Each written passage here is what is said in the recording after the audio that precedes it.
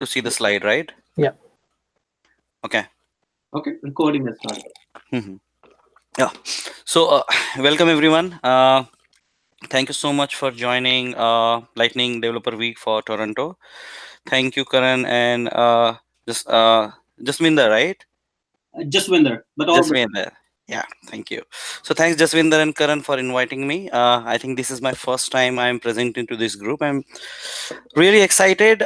First time in group, and I think the first week of Lightning Web component myself. So uh, Karan already introduced me. Jitendra Jha. I am a senior technical architect in Blue Wolf, IBM, Salesforce MVP from the last 4 years, and I also have around 23 Salesforce certifications. So, what we are going to talk today, right? I hope everybody's excited.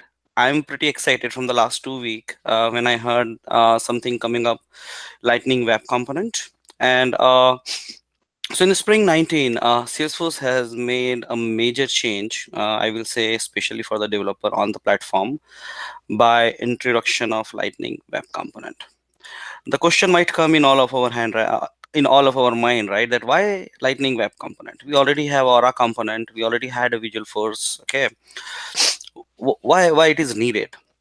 So one thing which I love from Salesforce in the last 24, in last around 12 years is that Salesforce is one of the company which believes believe on change. Change is constant, right? You have to stay with the latest technology, cutting edge technology, in order to meet the business requirement and the scale of the application which we are building. And I will talk about that later, little bit on this slide. So the reason Lightning Web Component is introduced is, first of all, enhanced productivity. Uh, Lot of new modern browsers came up. ECMAScript 6, which is the latest version of JavaScript, then that introduced a concept of custom element, shadow dom. The advantage of Lightning Web Component is performance. So your code would be actually executing natively on the browser instead of wiring through some framework. So for an example, let's talk about Angular, let's talk about React, jQuery. This is where all great JavaScript framework libraries that were used in few years back, and the reason that the need of the business and the capability of the browser, there was a gap, huge gap, and these kind of the framework actually become language. So Aura framework introduced to bridge that gap, to give a developer a capacity or capability to create a enterprise level application. And basically we were more dependent on the framework other than the modern browser itself. Now we know that modern browser is pretty powerful, pretty fast. Why should we rely on the frameworks like Angular, React, in fact the Aura, right? Compatibility is very important and it's easy to use. The best part is this Lightning Web Component can run side by side with your Aura component. Okay, so let's talk about why did a sudden change. So Aura framework was introduced almost in 2014. So think about what was in 2014. So in 2014, we had ECMAScript 5, which is JavaScript, and then we had a events from the browser. We did had standard element, and we had a rendering. These were all supported natively. But data services, UI component, component model, custom component, rendering, extension, these were not supported by the browser in 2014. And that is the reason there were so many framework in the market. And one of that framework, of course, was Aura framework, our Lightning component. So there was a fragmentation. So proliferation of framework, right? Components were not interoperable, and you had to have your special skill on the Aura, right? It was very hard to find Salesforce resources, Aura, who knows JavaScript, who knows, right? Who knows Salesforce. And first thing, right? Any extra layer between your application and the browser, native browser, however fast your middleware framework is, it is going to have some friction, some slowness. Sorry.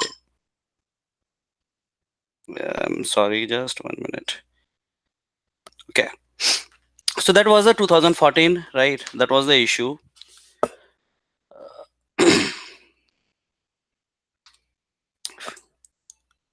So now let's talk about, right, what exactly happened in W3C and ECMAScript standardization.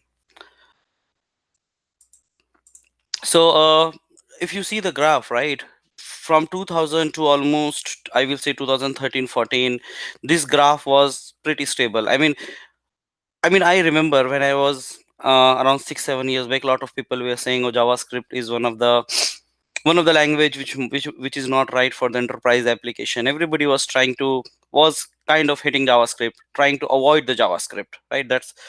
But suddenly, what happened, right? In 2014 onwards, JavaScript became pretty famous. It started introduction of ECMAScript 6, 7, 8, 9. Lot of changes happening. Modern browser came into the picture.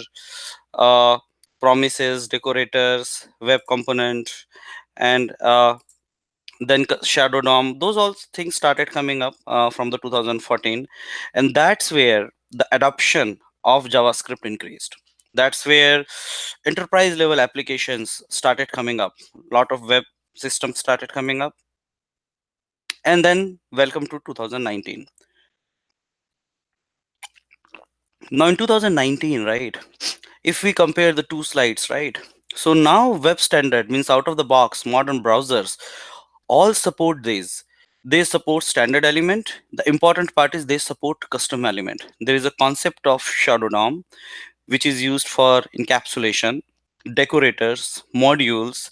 We are till ECMAScript 7 now, and there are web components. These are all out of the box. So if web components are all out of the box, then why do we need a framework? Now, framework is very few, and I will say very dedicated domain.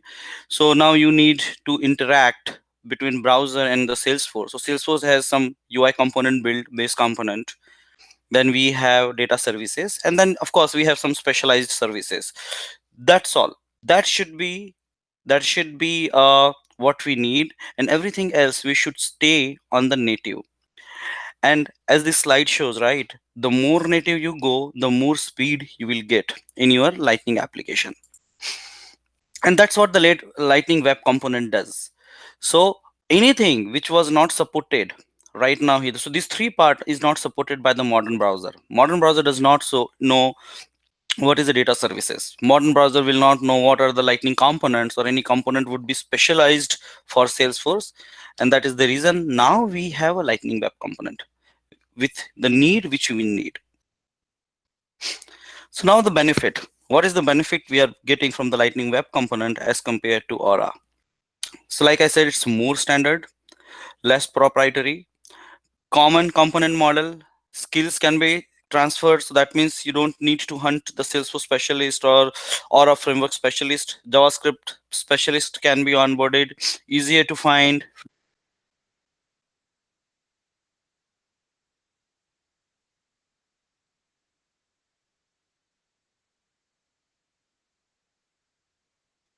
Jitendra, you still there? We lost your audio, or is it just me?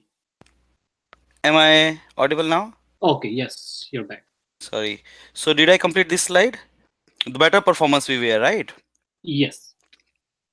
Awesome. So now the question, at least the question came in my mind first when I heard about the Lightning Web component is, what is going to happen to my Aura components, which I have built over the period of last 3 years. I worked on the project where client has replaced classic Salesforce UI by the Lightning component or Lightning experience. They spend a lot. Do they need to spend again to migrate from the Lightning component to the Lightning Web component? So that is one important myth we need to bust here.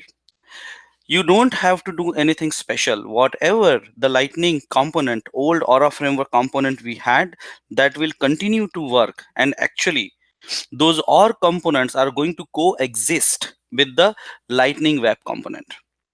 So on the left, you see the rendering, customization, custom module, all where these supported by Aura framework.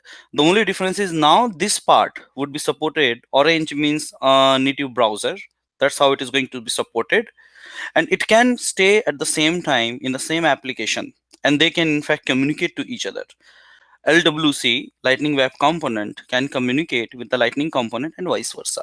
So don't worry about your existing Aura programming framework or existing Lightning component. You can have that along with the Lightning Web component.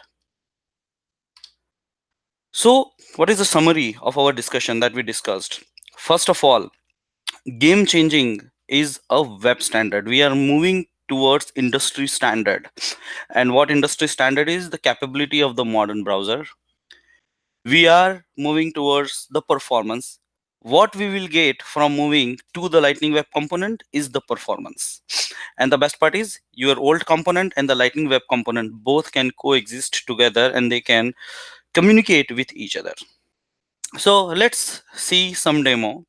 I have some demo prepared. I'm not going to use demos from the Trailhead because I will leave those Trailhead modules to you at the end. But let's see what I have created quickly.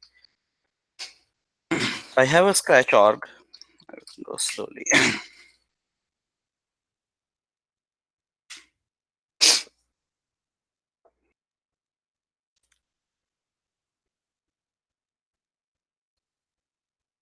So this is the pre-release org. If you need to practice Lightning Web Component, you have to create a pre-release org. And let me directly jump to developer console. So this is my demo application and I have few components: greet text LWC. Now one thing to observe here, right? Just by saying the syntax, you cannot say that this greet text is the Aura component or the Lightning Web component. Some of components are here Aura, some of the components here are Lightning Web component, but from the writing, from the coding point of perspective, how do you use them is not a different. Let me run this app. So basically I have total 5 kind of the source code that I need to show. 1, 2, 3, 4, and those are the 5 module. So now just looking into it, I don't think anybody can say which component is the Lightning Web component and which component is the Lightning component. So let's go one by one. So here I'm saying, let's say, I'm saying hello LWC. I'm saying greet. Simply it is getting this value and it is printing here. Let's see the source code and let's see, is it an Aura component or it's a Lightning Web component. So I will go in my Visual Studio, and in the demo application, if you see, the first component I'm using is greet text. So greet text, this one. And if I see here, greet text is actually Aura component. So I have those bundles, I have handler, helper, controller, re-render, and all it is doing is it is asking me hello, text greet name is attribute, everything old.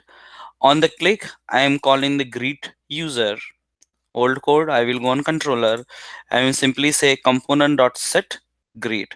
This is the old way of doing it. Okay. So if you go back on the UI, this is the old component I have. I try to create exactly same component here. So again, I will do the same thing. I will say hello Lightning Web component greet. So it is showing me same, everything is same, and let's see how we did. Let's compare side by side how the old component worked and how the old new component Lightning Web component needs to be written. So if I go back on my demo application, I see greet text LWC. So I will collapse it. Let's go greet text LWC, this one. So as you can see, now there are only 3 files. One file is HTML file, another is JavaScript file, and the third is a metadata file. I will come on the metadata file basically. So in a metadata file, you have to say where you are going to use this component. Are you going to use on record page, home page, object page? And then you have to say is exposed equals to true and all those. In old world, we were using, how do you say in the old world here that where this component is going to be used? Here you have to say something like this, implements, and then you have to say that, okay, force, app, hostable, record page, and all those stuff. So instead of here saying that this component is going to be used at how many places, you have to use the metadata of greet text this place. So that's one major difference.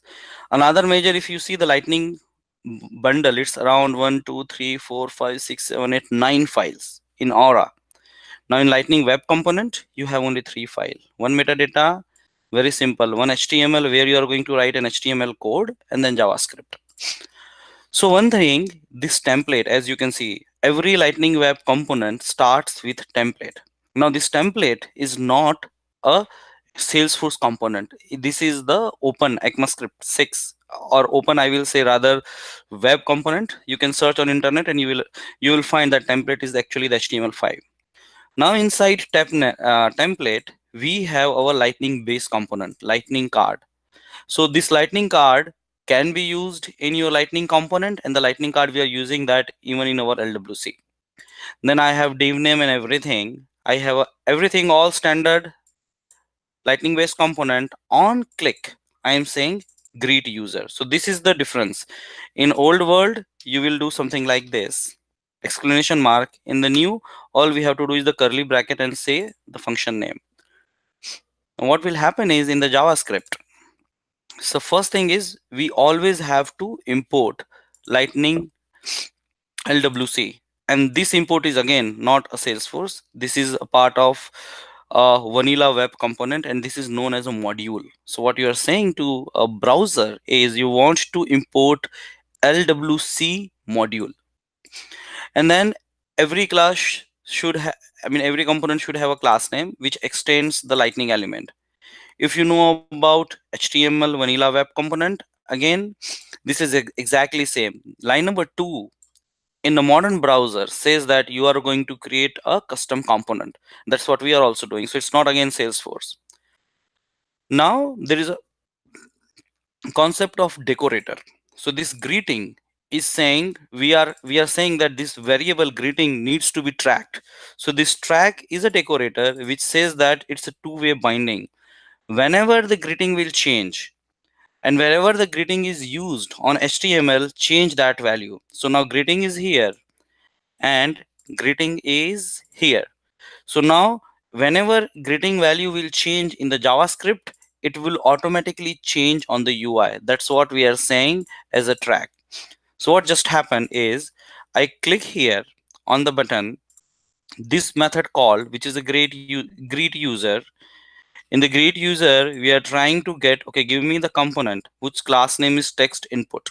So the class name here is text input. It will give me this component, and I'm saying whatever the value in that component, just update in the greeting. That's all. We are not doing component set or anything. The time this variable changes, modern browser know that this greeting is being tracked. So wherever that greeting is used in HTML, update it, and that's all. That's it. So let's see again in action. So LWC is a decorator stored in attribute. I will say again, I will say hello Salesforce. So this is side by side comparison, how the old way was to write a component, what is the new way to write. It's a little bit new for you if you're saying it first time, but if you are coming from the HTML background, or if you know how the web components are being written in HTML, this is nothing new. This is exactly same how do we write a web component in HTML. So let's move on the next demo. uh, for next demo, first I will say is this one. How do we call an apex class from the lightning web component? So let's say I'm saying, okay, I need to call account name Rudra. So this is what I'm calling here. Okay, so let's see how we have done it. So first thing is we have written a class name as account controller, or I enable exactly same way of writing apex class like we were writing in a lightning web component. We are saying find an account, we are doing an SQL. Now that component is this one. So this lightning web component is saying account to search. it has an input, and whenever we will click on the button, it will call an apex, and whatever the result from apex we are showing here in a template. Okay, so again, in a template we have a for loop. So for each of account, it will iterate and it will show me account ID and account name. Now the question is how this account would be returned when I click on this button. So let's see what is written in call apex in JavaScript. So I go back and call apex. Let's find. So again, the first statement is I'm importing module, and I'm telling the browser that this module is a Lightning Web component. And I'm saying that in Salesforce, I have written a Apex class. Name of the class is account controller, and that class has a method named as a find account. Import it as a import that as a module and name it as a find account. That's it. So any Apex class which we need to use, we have to say that we are importing here. Same way we are writing an Apex class, we are writing a JavaScript class saying it's a custom component. This time we are saying that we are going to track two variables, account variable and the error variable, and that's the bidirectional. Anytime account this variable changes, uh let me see. Anytime account variable changes, that for loop will go. Let me close this as well. Okay. What I will do is here. So anytime the account variable will change, this template or this for loop will execute again. As simple. That's the decorator it is saying here in the track on the line number 8. So now call apex method called. Same way we are getting input, we are getting the value, and how do we call is we have to use this method find account, and we are passing search key, and the search key is coming from this, and it will return a result. Again, this is a promise if you know how the JavaScript promises works, and we are putting whatever the result returned in the account. Now that account is showing up here, and again we can decorate it. Right now it is very simple one, just account ID hyphen name, but we can decorate it in a tabular format or any other format. So let's try to understand again. And one important thing which I need to show is, and now concentrate me, okay, here. Now I go in the network, and let's say I'm trying to search an account name Rudra. Let me search. It took 262 millisecond. So basically what happened is Lightning Web Component wait on the server side, call an Apex, and it return the result. Then let's say I'm searching something else. Again, it went to Salesforce server, and this time it took 230 millisecond. Now let's search Rudra again. Result updated, but there is no call to the server. Can anybody on the call tell me why there is no call on the server? Anyone? Because it's cached. Awesome. Exactly. Thank you. So basically, if you have observed in the account controller, we are saying aura enabled, cacheable equals to true. And this cacheable attribute, I think, was just released 2 or 3 release back. It's pretty new. So basically what it says that Salesforce will manage caching internally, and if the result changed, then only it will show up, otherwise it will not show up. And there is pretty good blog on that one, that how the caching works internally. Salesforce do the call out, Salesforce compares current result with the result in the database, right, and it updates. So it's pretty awesome engineering.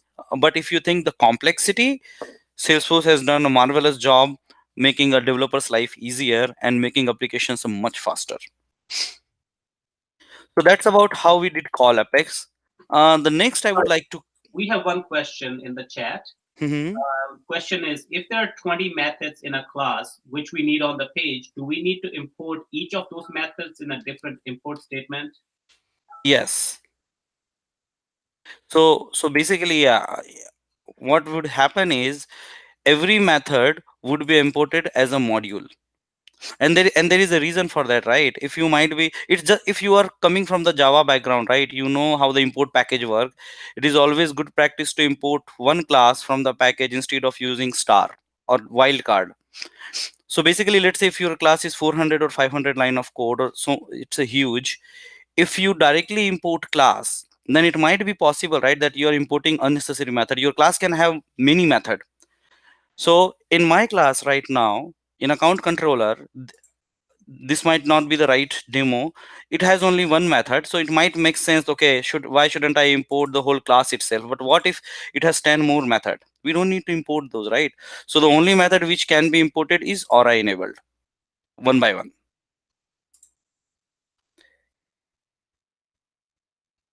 Any other question? No, that's all for now. Anybody can unmute themselves and ask, or they can put in the chat, and I'll let you know. Sure. And just with that, I think you can also help me, right? That if something comes up, right, because we have an expert here, Jaswinder can help, Karan can help, everybody can help each other, because even I am also new to this. I am just exploring from the last few weeks. So if you guys think that I'm not right, please correct me. Yeah, no worries. You're all good, I think. Yeah, thank you. And let's talk about lightning data service. So I assume that everybody on the call, we already know what is a lightning data service. Lightning data service, in my opinion, in simple word, is the standard controller of Visualforce to the lightning component. What that mean is, in a Visualforce, if you're coming from that background, if you use a standard controller, you don't have to write an apex. You can use existing save method, update method. Same way, in the lightning component, if you need to use a basic DML operations like save, retrieve, update, you can use the lightning data service. And how do we use a lightning data service in lightning web component? Let's see that. If I let me close everything.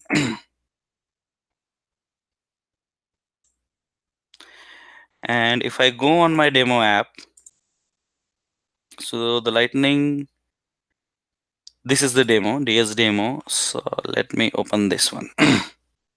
It's a pretty simple. So my HTML component only is saying that I need a record form. Okay. And this record form is for this object.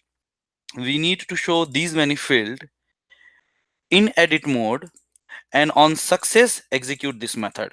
So if you see, all we have to tell it is which object, which field, what is the mode, right?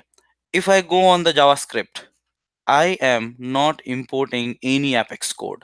So now what I'm importing is account object. I'm importing name field and the website field. Okay, this is a one way to do it. There is other way also to do it, but in short, the thing is you have to import object and the field. So one question, right, it might come in your mind, why do we unnecessarily do that? Okay, why do we need to import these fields? It's a hectic, it's a problem, right? I mean, developer have to remember all those fields and everything. So can anybody on the call think about this design pattern in the lightning web component? Why did Salesforce did like this? Anybody just think about it, wild guess, why Salesforce is asking us to import the object and field? Because it saves developers from running a into exceptions at the runtime rather than in the compile time rather than runtime. Super answer. Who is, what's name, what's your Harsha. name? What's the name? Harsha. Harsha. So yeah, we have experts. So till now both answers are right. Okay, the cacheable is right and this is also right. So basically, let me explain what Harsha just said is, if you are writing any, so basically in the old world, right, if the field was used in the Visualforce and you are trying to delete that field, right, you will get an error. That's a dependency, right? And in the, if your field API name is not right, okay, what is happening in the lightning component, right, or a framework, you write a wrong field name, it will still save, compile, and during the runtime you will get an error. Okay, now what this is helping, this import statements is, if there is any error here, it will give me problem here only in linter.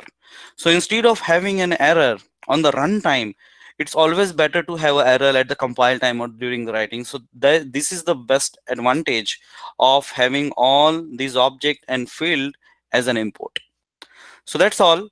we have an account object. So we said account object is going to have this module, and this account object is used here. We are saying this is the account object. Again, it's a trackable, two directional. And then we are saying these are all field. We need only two field, name field and the website field. And this field, my fields, is being said here. Okay, and we really don't need a success, but let's say if you need to do something on the success event, this is the method. All I'm doing in this method is simply alert, saying account is created. That's all. That's how I need, that's what I need to do in the lightning web component to create an account. So let me clear this one. I can create an account, let's say name and IBM, save it. That's it, account creation done. Here I can come, and as you can see, it's automatically changed the UI. I have not written any code for this pencil symbol or all these. I can go ahead and I can search IBM, let's say updated. This time it's saying created. Now let's see how many IBM we are getting. Now what happened is, even though my message is not right, Lightning Data Service is taking care of updating and the creating. It has not created to record. It has created IBM. We updated it. It's updated back. So that's pretty powerful, Lightning Data Service. No need to write any code, and you can leverage Lightning Data Service. Now the last part I want to show in this demo is how do we do event communication. So in this example, this input is a Lightning Web component, and the parent component is the actual Aura component. So I'm saying here, I am Lightning Web component. I'm clicking it. Now this value or this event needs to propagate to the parent one, and I can say here, and that's happened. So for the end user, it seems one component, but internally it is two. Let's see how that worked. So again, I will go on demo app. Let's see, event demo is the component. In event demo, this is the parent component. This is the parent attribute text from event. And what is happening is I have created a Lightning Web component, event raise. And whenever the text is going to change, so this is very standard Salesforce behavior, sorry, very standard web behavior, right? That any event attribute we keep at the element level, like on click or on focus loss, those kind of event, and that's it. So basically, whenever there is any event raised on text change, this method would be called, let's see what is written in this method. This method event handler, all it is saying is, okay, read the parameter v from an event and update the component. The question is how this parameter v is coming up.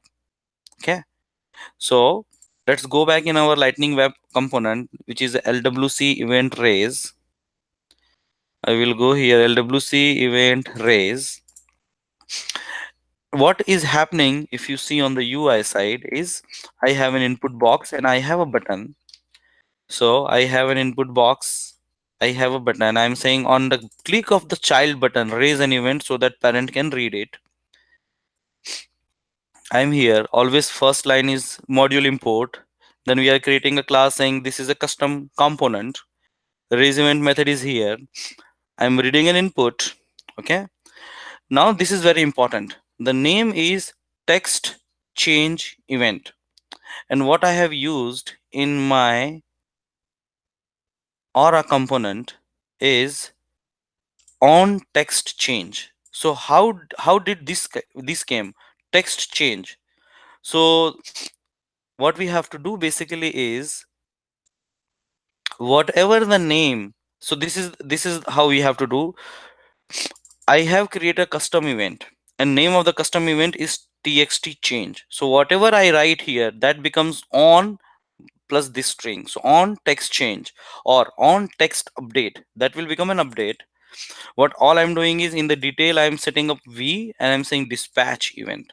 So child Lightning Web component is raising an event and it is being catched at the parent or a component level. And that's all exactly this is happening. I update something here, child component, the parent also. That validates the property where we are saying the lightning web component or a component can stay at the same time. So that's all about the light demo. Let's go through few of the more slides. So first of all, there is a great trail mix on the trailhead. Just use this URL sforce.co.lwc and you would be able to get all the resources you need to learn lightning web component. All demo which I have shown you is on the basis of the trailhead modules which I have done. Then this is a great place, recipe. This is a GitHub repository. Install this in your developer org. These are the steps you have to follow. Just follow these, and there are around 4 to 6 recipes are there. Go through those UI and everything, and you will learn more on how these lightning web components are done, and those are great examples to learn and how to design the lightning web component. Next, these are few resources. So there are multiple videos. So demo 1 and demo 2 is talking about basic HTML. It's just a 5 minute. And then how to write an Apex, that's around 5 minutes. And there is again around 10 minutes, 8 minutes. So basically 30-minute video, and you would understand a lot about what we discussed if you click this URL. This is where Salesforce is explaining how to work in the lightning web component. Great demos. I would suggest go through those.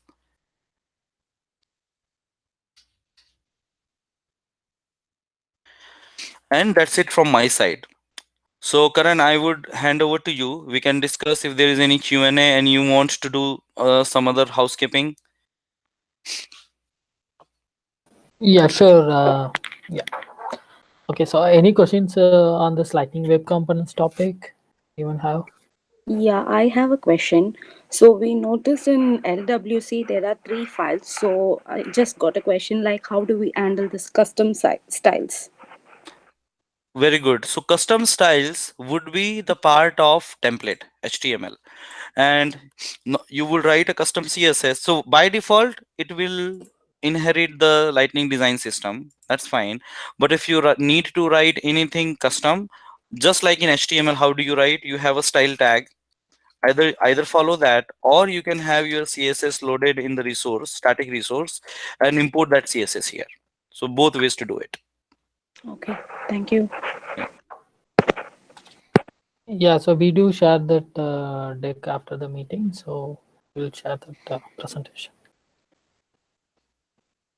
Any other questions?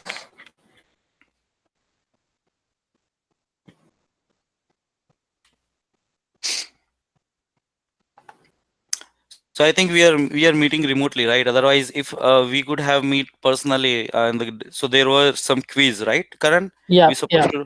yeah. So we are supposed to do, but today, unfortunately, yeah. So we have to host it Uh, online. I'll I be. have one question. Mhm. For in order to develop this Lightning Web components, do we need to have separate org for this, or like we can continue with the normal way with how we do? Yeah, Salesforce DX is required for this. yeah, that's a very good question. And my apologize, I missed initially on how to write basically. So I have used the VS Code here. So first of all, Lightning Web Component is the part of Spring 19. So if you see this third slide, right, it is going to be generally available whenever you are on the Spring 19. Now the question is, how do we get Spring 19? Because sandboxes are not on Spring 19 and developer orgs are also not Spring 19. So you have to create a pre-release org for the time being until there is no Spring 19. Okay, so that's a special kind of the developer box we can get. Now the second question is how to write it after Spring 19. So the only way to write is a VS Code. There are some partners which you can use. So for like the other, I think the editor, Illuminate Cloud, I think they are supporting it. But developer console cannot be used to write a Lightning Web component because everybody is moving to the VS Code now. This is one of the uh, go-to way to build your application because you can have GitHub here. everything installed. You can have a hundreds of extension here, you can have a linter here. So how the Salesforce is moving ahead from the developer console and giving the more power to the VS Code and other editors. Going a bit back to the CSS question, you can, so it's not just the 3 files. Although you don't see the file, you can still have .css file in your bundle too. Good point, Jaswinder. Thanks. Yeah, I think internal CSS, we don't recommend it. We say use the .css file. That'll keep it contained to that component itself. Awesome. Yeah. You can, for the JavaScript, if you have libraries, like you create library yourself, you can create a bundle that doesn't have .html but only has .js file. Then you can import that into your other web components and use it there. You can't do that with CSS yet, only for JavaScript for now. So Jaswinder, just to clarify, you are saying that okay, even I'm new to this one. So CSS I understood, right? We can create a CSS file. Can we use a static resource with the CSS? Yes, you can. But if you Okay. are using that CSS for that component, you don't need to create static CSS for that. Okay. That CSS you will use if you want a global interface. So if you want to use a class that should be changed for every component in one go, then use these global static resource. Yeah. But if you only want to impact just that single component, then use the local file. Local file as in inside that web component. So .html, .js, .xml, and .css. Got it. So something like this you're saying, right? So I will say something like LWC event raise.css. Perfect. Yeah. Awesome. In Lightning components, you have to use the word .this. Now you don't have it. Okay.